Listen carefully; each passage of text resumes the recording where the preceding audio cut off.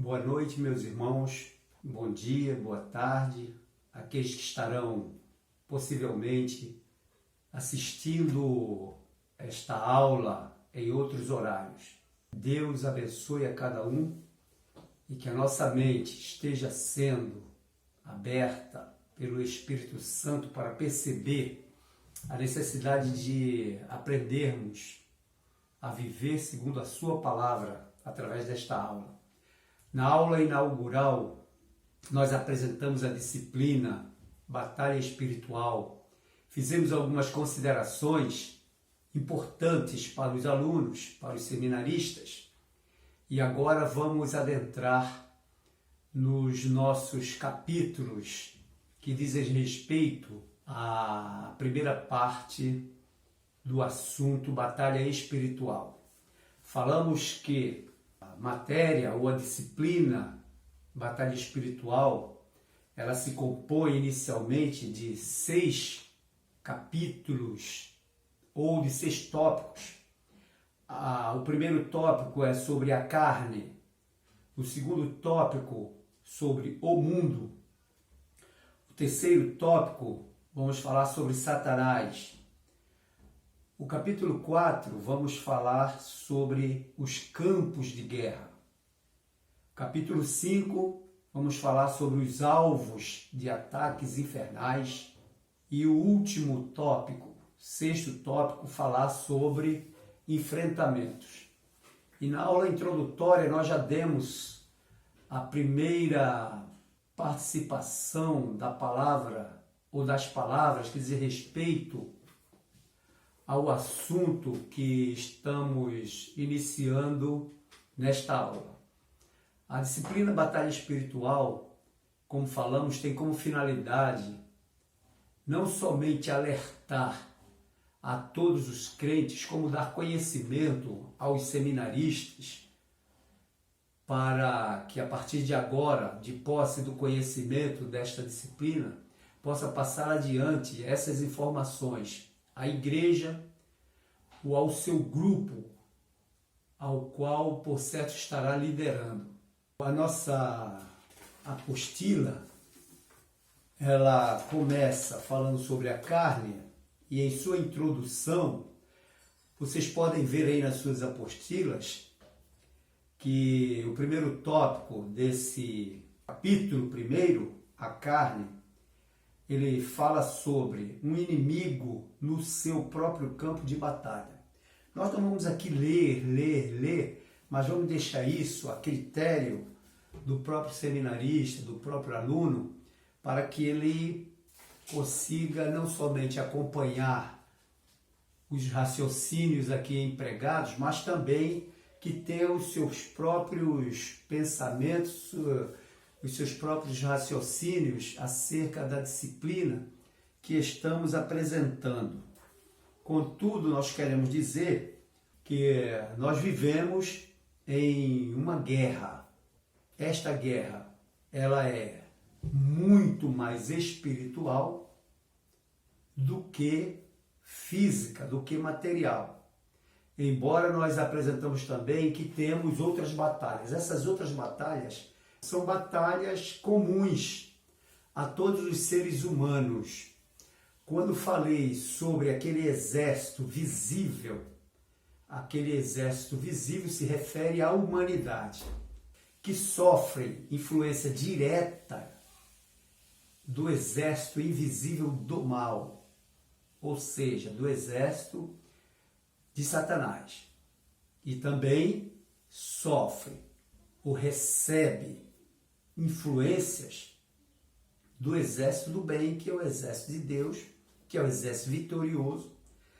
Só que, como nós adiantamos, a igreja, diretamente a igreja, ela se beneficia diretamente da intervenção desse exército do bem, desse exército espiritual, porque é ele que nos defende, é ele que assume a posição de defensor nessa batalha acerca da igreja. A igreja, portanto, ela é um grupo de guerreiros especiais tirados daquele exército, como nós falamos, exército físico, exército aparente, que é a humanidade, para participar diretamente das bênçãos de Deus e como guerreiros que receberão essas benesses da parte de Deus são atacados frontalmente pelos exércitos do diabo. Observem que quando nós citamos o texto que o apóstolo São Paulo fala lá em Efésios, no capítulo 12, dizendo que nós não lutamos contra a carne nem contra o sangue, é porque esta nossa luta é uma luta muito mais espiritual. É uma luta muito mais espiritual. E por nós estarmos guerreando contra esse exército do mal, que é um exército real, mas invisível, nós temos a segurança, nós temos essa bênção de sermos defendidos por um exército invisível também. Só que o exército de Deus, que é aquele exército vitorioso, aquele exército poderoso. Então nós falamos sobre os campos de batalha. Nós temos aqui na nossa apostila, no primeiro capítulo, falando sobre a carne, e nesse conteúdo nós estamos sendo apresentados a essa apostila, a essa disciplina, quando ela se refere a três frentes de guerra, ou três frentes de batalha. Primeiro, a carne, segundo, o mundo, e terceiro, o diabo. Nós estamos enfrentando, como guerreiros, essas batalhas nesta guerra. Os primeiros campos que vamos enfrentar, ou que estamos enfrentando, é a carne, o mundo e o diabo. Então essas três batalhas, elas são batalhas muito renhidas. E nós, como seres humanos, se olharmos para o lado humano, nós somos incapazes de vencermos esta luta. Mas nós temos a intervenção de Deus direta nesta luta, nos dando força, nos dando coragem, nos apresentando elementos para que nós utilizemos nessa guerra. Então vejamos, quando falamos aqui sobre a carne, no capítulo 1, diz que é um inimigo no seu próprio campo de batalha. Ele diz assim: queiramos ou não, desde que Adão assumiu a semelhança do caráter de Deus, passou a ser alvo do ataque do inimigo. O mesmo está acontecendo com os servos do Senhor, aliás, com toda a humanidade. Toda a humanidade sofre esse ataque, mas em particular, nós vamos agora trazer para a nossa área, que é a área dos crentes, a área dos cristãos, ou seja, a igreja e, em particular, cada membro componente dessa igreja. Então, como não bastasse enfrentar Satanás, que é o adversário de Deus, guarde bem essa palavra, adversário de Deus, nosso inimigo, também temos esses outros inimigos, ou esses outros adversários, para lutarmos nesse campo de guerra, ou nessa batalha espiritual. Primeiro, vamos falar sobre a carne, depois vamos falar sobre o mundo e depois falar sobre Satanás. Primeiro, a carne é um campo de batalha onde o nosso inimigo declarado, Satanás, constantemente tem nos impedido de fazer o que Deus quer. Esse confronto do diabo com relação a Deus, e por isso eu falei que vocês atentassem para a palavra que eu falei, adversário, é porque, no meu entender, Deus, ele não tem adversário. Aliás, ele não tem inimigo. Ele não tem inimigo, ele tem adversário. Agora, os adversários se constituem por si mesmos inimigos de Deus. Porque se Deus tivesse inimigo, Deus não seria Deus. Ele tem adversário, ou seja, aqueles que tentam jogar contra aquilo que ele quer. Mas inimigo é aquele que se defronta, que pode vencer. O adversário, ele não tem poder de vencer. Ele tem poder de tentar vencer. A palavra carne, para nós, inicialmente, ela tem uma conotação de um componente do corpo físico. O nosso corpo físico, nós sabemos que lá no Éden, no Jardim do Éden, Deus, criando todas as coisas, após a natureza estar praticamente concluída, Deus faz o homem, não é? A Bíblia diz que do pó da terra ele fez o homem e soprou nos seus narizes o fôlego de vida e o homem foi feito alma vivente. Veja que nós conseguimos raciocinar como é que esse homem foi feito, não é? Deus pega do pó da terra, faz o homem, sopra e lhe dá vida. Nesta introdução da vida, o homem se torna alma vivente, aquele corpo feito do pó da terra passa a ter alguns componentes. Um dos componentes físicos é a carne, não é? Que vem da palavra bazar, do hebraico bazar. O hebraico, o Antigo Testamento. Já no grego, a palavra é sark. A palavra sark, que aparece no Novo Testamento, diz respeito, em muitos aspectos, ao elemento físico, não é? Elemento físico do corpo. E aí, só no livro do Gênesis, nós temos cerca de 25 referências a essa carne. Componente físico do homem. Só no livro do Gênesis nós temos cerca de 25 referências.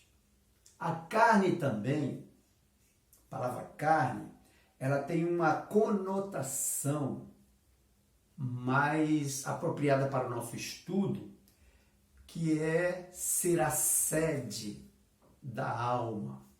Veja bem, Deus faz o corpo físico, sopra. Quando ele sopra, ele dá vida. Esta vida é que nós dizemos alma. Foi inoculado, ou foi introduzido no homem naquele momento, daquele sopro divino, a alma, que é a vida, e o espírito.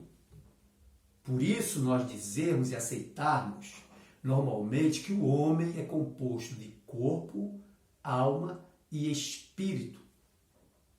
3 elementos que fazem com que o homem tenha uma semelhança com Deus. Por isso que ele mesmo diz, façamos o homem conforme nossa imagem e semelhança. A sede, portanto, da nossa alma é a carne, ou seja, o corpo. Agora, nós, em outros estudos, já falamos certa vez que a alma, ela é a sede. Ela é uma sede. Ela é uma sede, mas sede de quê? Ela é a sede das nossas vontades, dos nossos sentimentos, das nossas ações.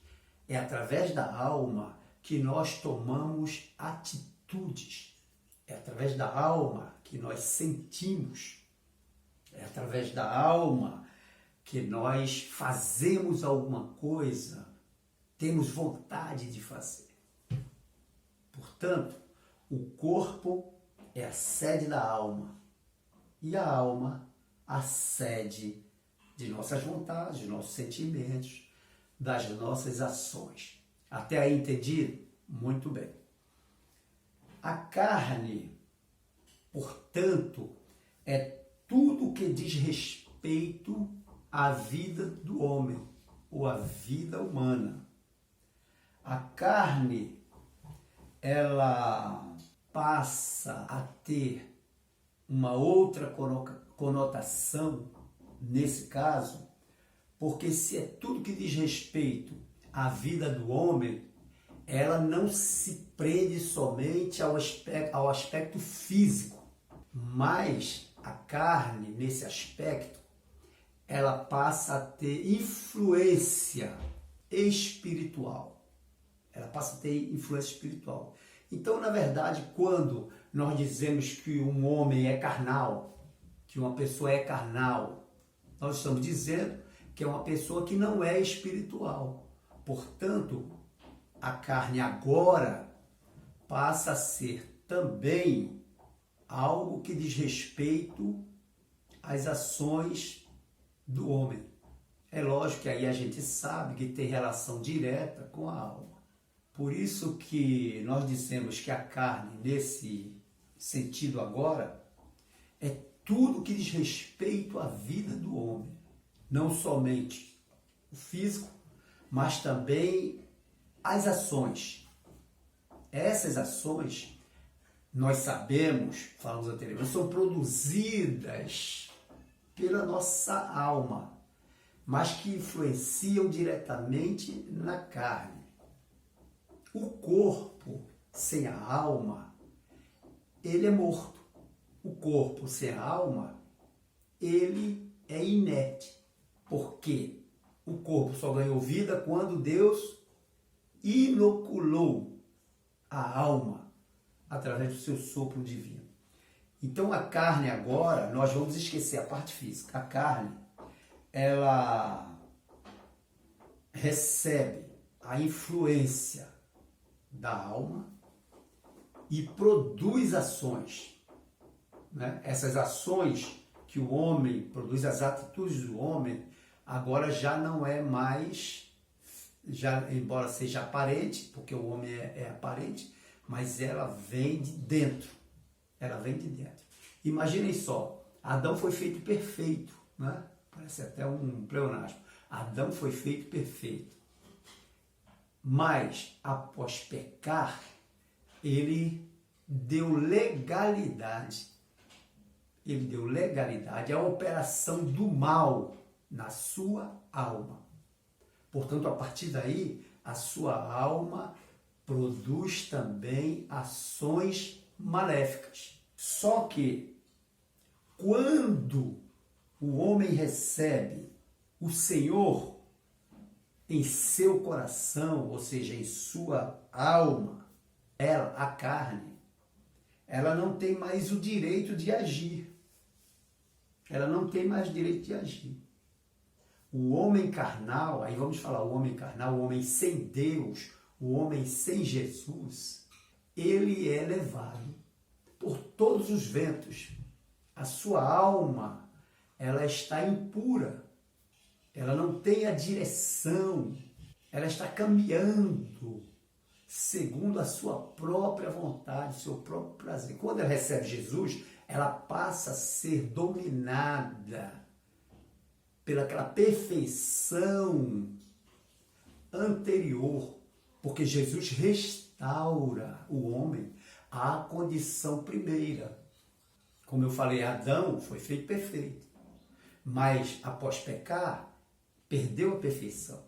Essa perfeição, ela é restabelecida quando o homem aceita Jesus como Senhor e Salvador. Então imagine a grande batalha que ele começa a enfrentar contra tudo. Começa a guerra do homem, não é? Então, após a recepção do Senhor em nossos corações, a alma não tem mais o direito de agir. Por quê? Porque passamos a ser de Cristo. Né? Quando vemos em Gálatas, no capítulo 3, no versículo 29, diz assim: e se sois de Cristo, então sois descendência de Abraão e herdeiros, conforme a promessa. Nós passamos agora da linhagem natural para uma linhagem espiritual, que está exemplificado no texto como sendo descendência de Abraão. É claro que esta passagem, Paulo está se referindo a Abraão, o pai da fé, né? Mas ele diz que somos herdeiros conforme a promessa. Então, a partir do momento que recebemos ao Senhor Jesus em nossos corações, primeiro, a carne não tem mais o direito de agir, conforme está em Tiago, no capítulo 4 e versículo 7, né? Que diz assim: sujeitai-vos, pois, a Deus, resisti ao diabo e ele fugirá de vós. Então agora a carne ela não tem mais o direito de agir, porque nós podemos resistir ao tentador. Resistir ao tentador, resistir às paixões, porque ele fugirá de vós, segundo o apóstolo São Tiago. A carne também, nessa batalha, ela exige, né? Nessa batalha, ela exige algumas decisões nossas. Primeiro, nós precisamos receber o Senhor Jesus como Salvador para não termos a influência da carne e nem tampouco nós termos o assédio permanente de Satanás. Quando Tiago diz resistir e ele fugirá de vós, quer dizer isso. É uma batalha constante do crente para que ele permaneça resistindo. E como é que ele resiste? Ele resiste segundo a palavra de Paulo aos Efésios, né? Lá no capítulo 6 de Efésios, ele fala: estais, pois, firmes, tendo cingido os vossos lombos com a verdade e vestida a couraça da justiça. Ele começa no versículo 10 em diante, quando ele se trata da armadura de Deus, ele diz: no demais, irmãos meus, fortalecei-vos no Senhor e na força do seu poder, revesti-vos de toda a armadura de Deus, para que possais estar firmes contra as astutas ciladas do diabo. Porque não temos que lutar contra a carne e o sangue, mas sim contra os principados, contra as potestades, contra os príncipes das trevas deste século, contra as hostes espirituais da maldade nos lugares celestiais. Então vejam que a nossa luta é muito grande.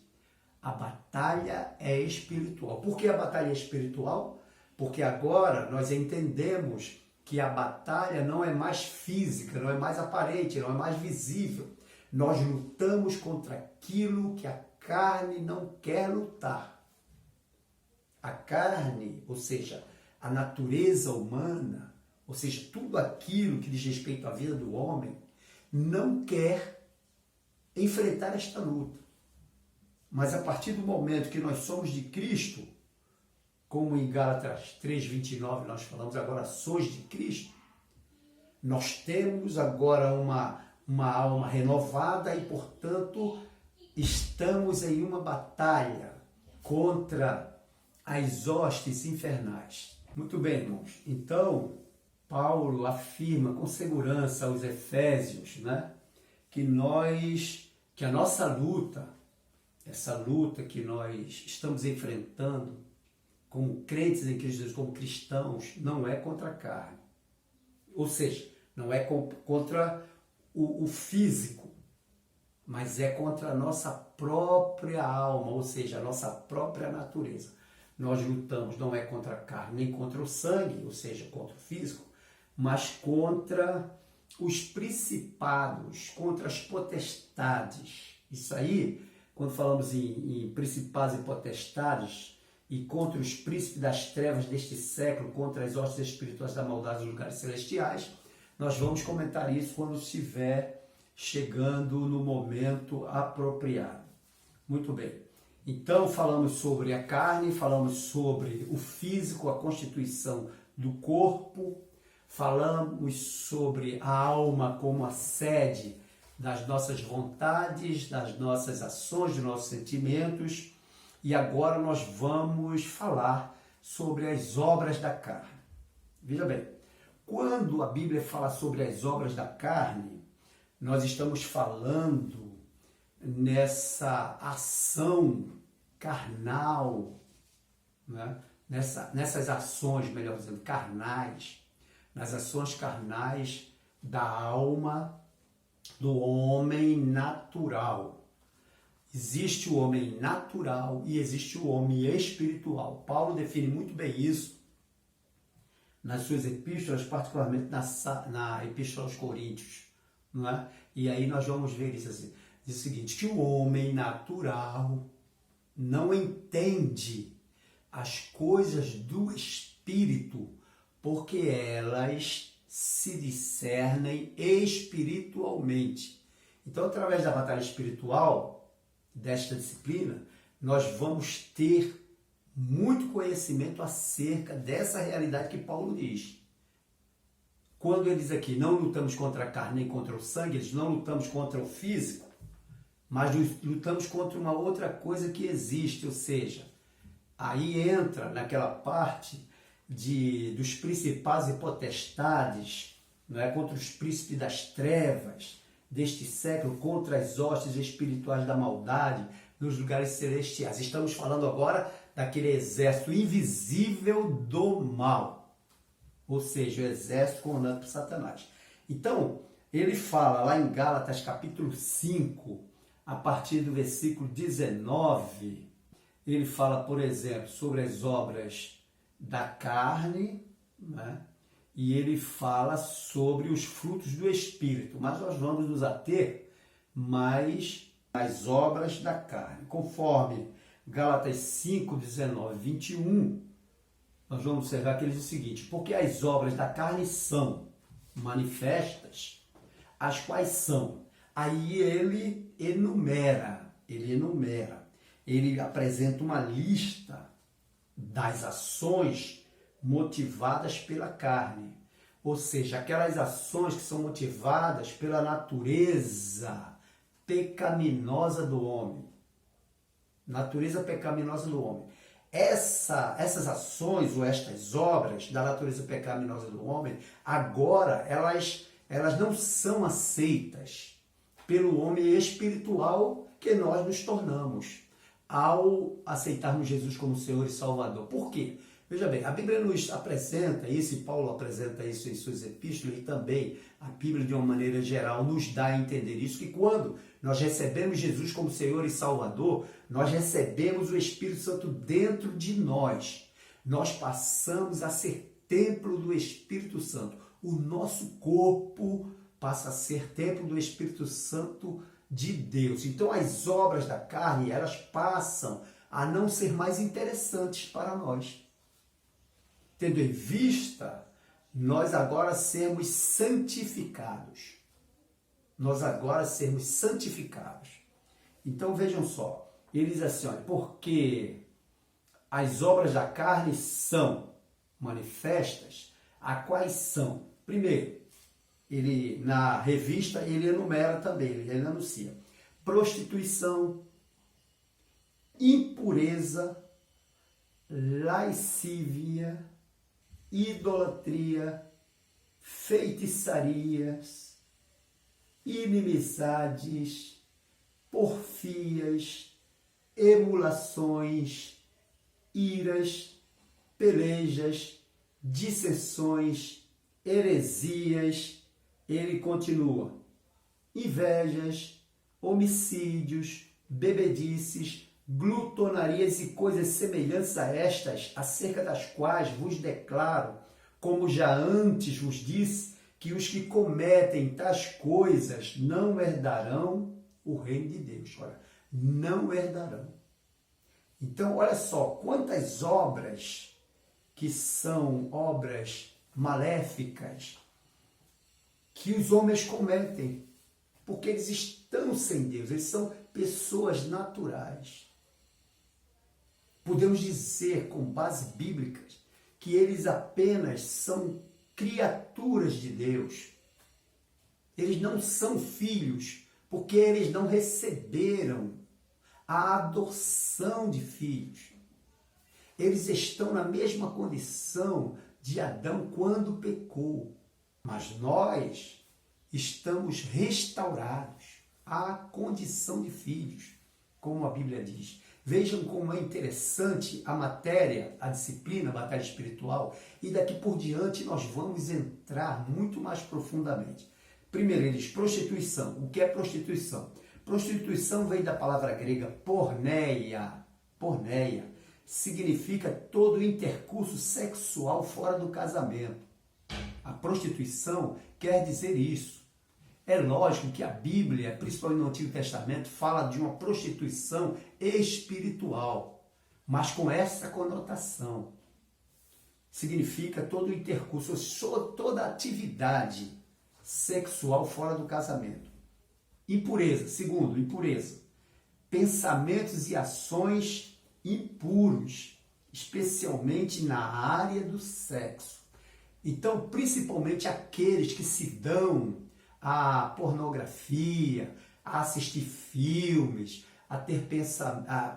passam a ter pensamentos impuros, particularmente da sexualidade, da área sexual. Lascívia, o que é lascívia?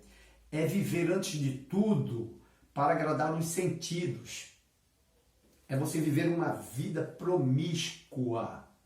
Viver promiscuamente, ou seja, ter aquele apetite, desejo descontrolados, não somente do sexo, mas também da música, de alimentos, até de alimentos, de conforto pessoal.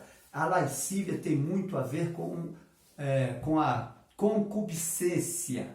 O que é concupiscência? Concupiscência é o desejo desenfreado de obter prazer com algo. Não é? A concupiscência ela faz parte daquele grupo de ações da soberba da vida, não é? A concupiscência dos olhos, aquilo que é atraído pelo nosso sentido de visão, e aí começamos desenfreadamente a querer, muitas das vezes nos sacrificamos por obter isso. Então, a lascívia. Lascívia é viver antes de tudo para agradar, né, os sentidos. No caso, apetites e desejos descontrolados de alimentos, música, sexo, conforto pessoal, etc. Idolatria. Tudo que colocamos à frente de Cristo como objetivo de nossa atenção e devoção. Poderia ser a namorada ou o namorado, nossos filhos, um emprego, a educação, uma bela moradia, roupas, um corpo alinhado, um automóvel veloz.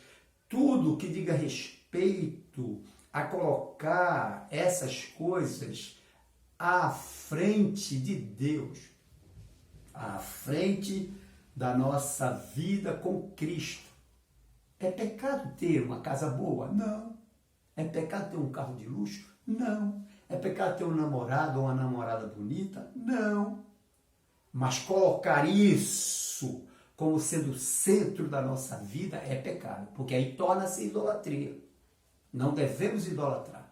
Devemos viver naturalmente. Agora, ter Deus, o Senhor Jesus Cristo, como o nosso principal assunto, como nosso principal pensamento. A outra vem feitiçarias, da palavra farmaquia, do grego, a prática da magia, do ocultismo, em associação com a utilização e manipulações de objetos ou alimentos oferecidos a entidades espirituais visando se obter favores das divindades. Feitiçarias.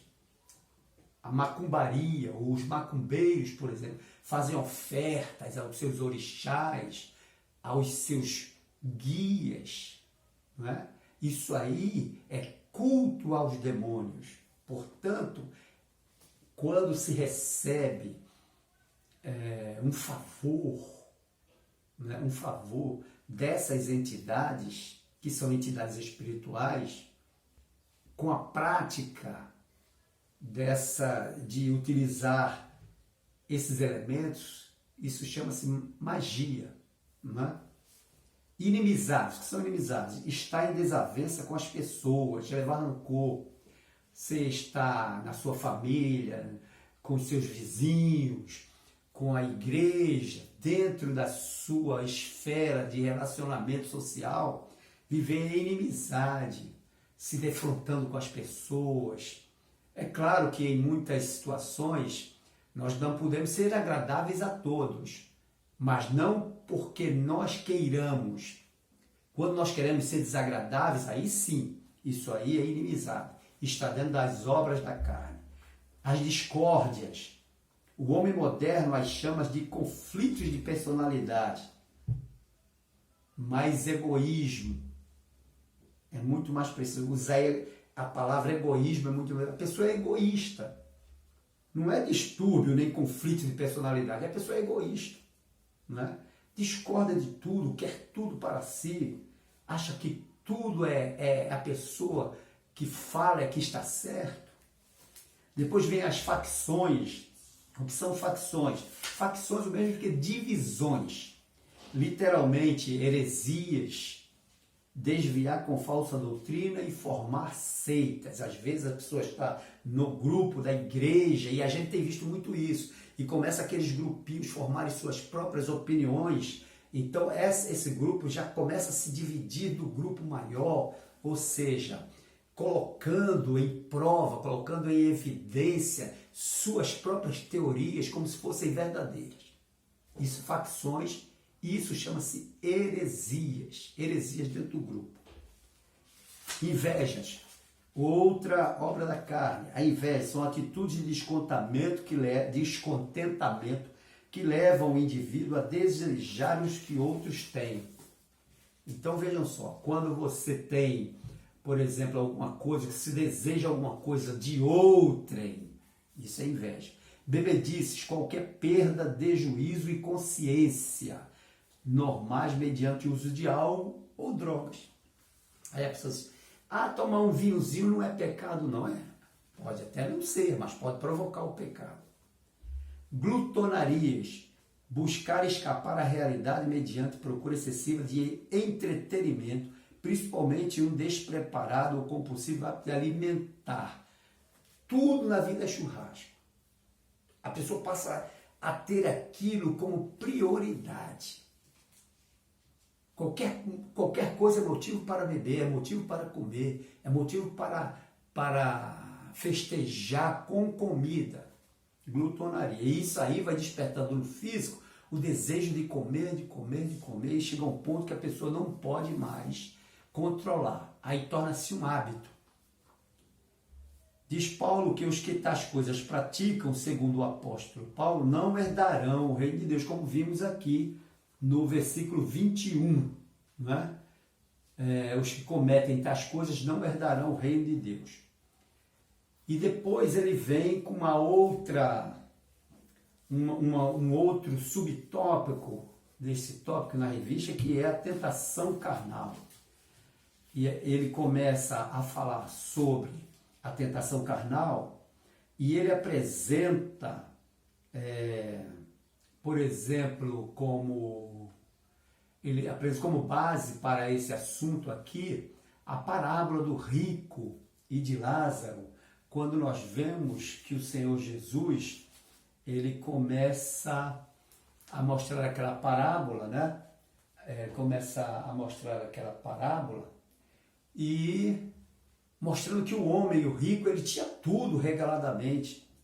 Né? Ele tinha tudo regaladamente, ele era tentado a cada vez mais possuir, se banquetear, não é? Mas na hora de estender a mão para os mais necessitados, ele encolhe a mão. Né? Então ele fala que, de acordo com a palavra do rico e Lázaro, na narrativa, Abraão faz menção do passado do rico, dizendo: recebeste os teus bens em tua vida. Né? Está em Lucas 16, 25. Fica entendido que sua condenação se deu porque não se importou com as condições do próximo, ou seja, não fez nada se banqueteavam. A tentação carnal é aquela tentação que vem sobre a pessoa e leva a pessoa a produzir essas obras da carne. É a tentação carnal que faz com que o cristão caia da graça, caia em pecado, produzindo obras da carne. Mas nós não estamos para produzir obras da carne. Já no finalizando aqui, ele diz, quando a Bíblia fala das tentações da carne, é sempre em termos de uma necessidade contínua de vencê-las.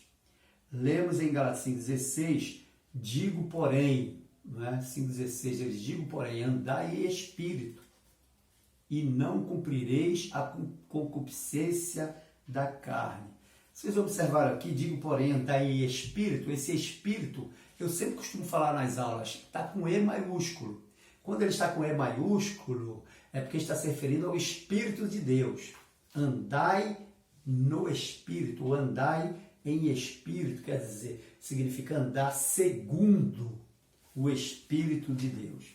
E aí, meus irmãos, essa primeira parte, esse primeiro capítulo da carne, obras da carne, de como a Bíblia nos informa sobre a carne. Então, todas as vezes agora que nós falarmos sobre a carne, nós precisamos discernir que carne é essa que o texto está falando. Está falando da carne física, da carne natural, ou seja, do tecido que cobre os nossos ossos, os nossos órgãos, ou está se referindo à carne como a centralização das nossas vontades ou de tudo aquilo que nós pensamos ou fazemos a respeito da nossa vida como seres humanos. Então não esqueçamos que a nossa luta não é contra a carne físico, nem contra o sangue, mas contra as potestades, conforme Paulo fala. E aí essas potestades, esses principais potestades, né? Quando Paulo fala em Efésios, no capítulo 6, ele está se referindo a esse exército invisível do mal. Que Deus nos abençoe.